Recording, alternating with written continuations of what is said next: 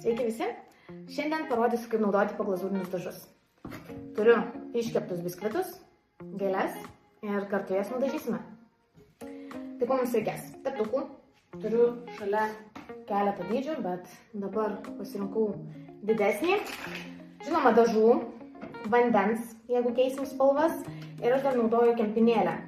Nes man patinka, kad kai keičiu spalvas, nusiplaunu teptuką, bet kartais vis tiek šereliuose lieka spalvos, todėl aš gerai nuvalau ir tada keičiu spalvą.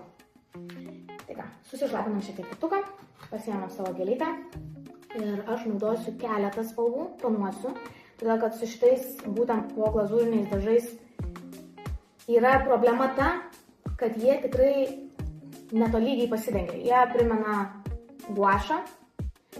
Ir iškepus persimato šiek tiek linijos. Todėl man visada gražiau rinktis iš karto kelias spalvas, tai šiuo atveju pasiėmiau rožinę, purpurinę ir tamsesnę.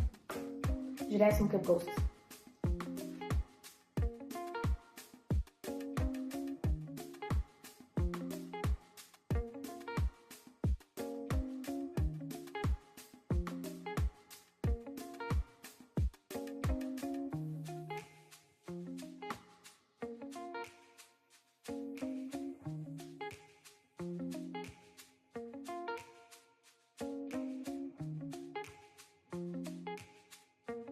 Dabar pasiėmiau purpurinę spalvą ir tepu prie rožinės.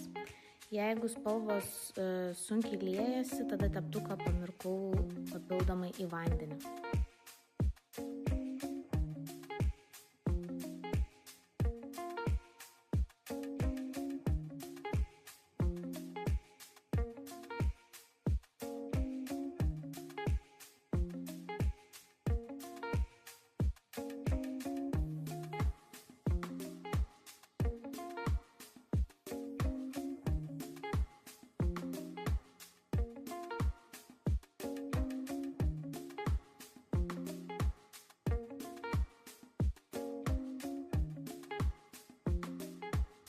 Grįžtu prie rožinės spalvos, kad padaryčiau gražų perėjimą.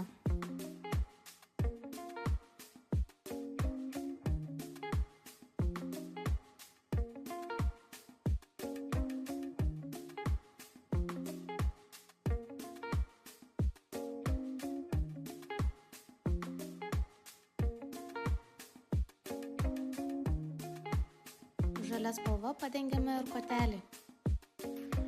Tai kaip ir sakiau, vėliau pasidengėme kotelį.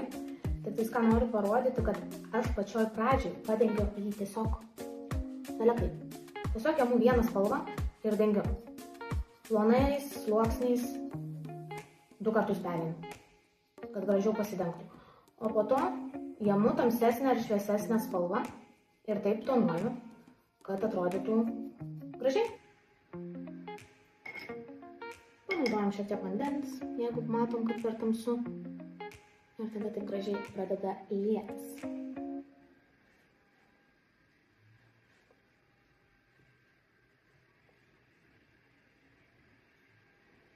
Netolygiai.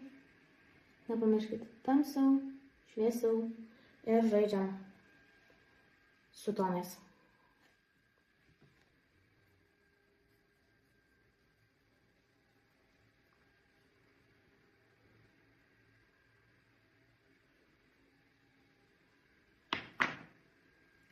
Štai ir pirmoji mano gėlytė.